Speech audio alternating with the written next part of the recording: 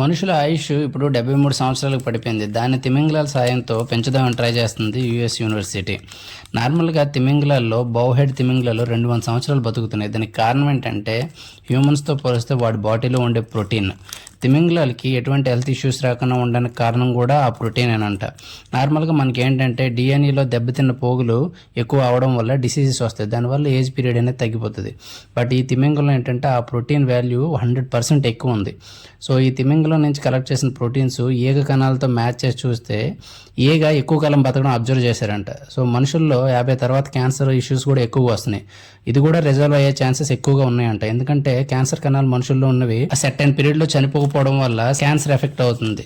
అదే తిమింగలాలకు వచ్చేసరికి చాలా కణాలు ఉన్నాయి, కానీ దానికి ఎటువంటి ఇష్యూస్ రావడం లేదు. సో నెక్స్ట్ ప్రయోగం మనుషులపైన చేయాలనుకుంటున్నారంట. సక్సెస్ అయితే మాత్రం ఫస్ట్ థింగ్ క్యాన్సర్ ఇష్యూస్ రావు మనుషులకి, సెకండ్ ఏంటంటే ఆయుష్ కూడా పెరుగుతుంది.